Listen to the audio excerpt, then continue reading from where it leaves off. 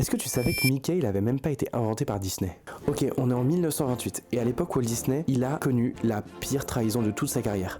Universal ont repris son personnage phare qui s'appelle Oswald. Oswald le lapin, c'est un peu le premier Mickey Mouse. Lui, il était destiné à un avenir radieux, sauf que Universal a décidé de jarter Walt Disney et de garder le lapin. Toute son équipe reste à Universal, il est seul. Sauf qu'il y a quelqu'un qui va venir l'aider. Et cette personne, c'est Ub Iwerks.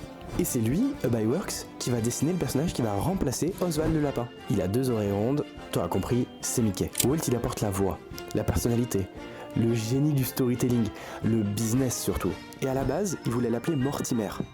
Mais sa femme, elle trouve vraiment le nom éclaté, et elle lui a donné comme conseil de l'appeler Mickey.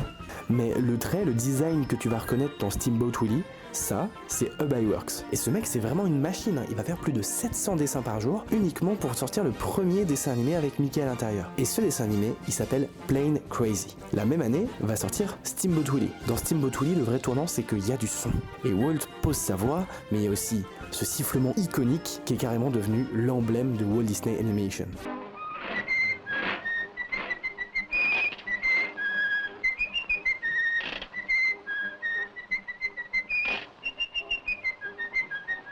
Le problème, c'est que sur l'affiche, il n'y a qu'un seul nom. Et en 1930, Ub, il est vexé et il claque la porte à Disney pour aller créer ses propres personnages. Et t'as jamais entendu parler de ces personnages?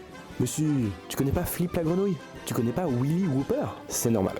Sans Walt, il perce pas. Mais l'histoire, elle s'arrête pas là. En 1940, il revient chez Disney. Alors plus comme animateur, mais comme génie technique. Il invente un nouveau procédé où les gens peuvent directement colorier sur le dessin de l'animateur. C'est ça qui donne la patte au 101 Dalmatien. Ouais, c'est lui qui a créé ce style un peu croquis.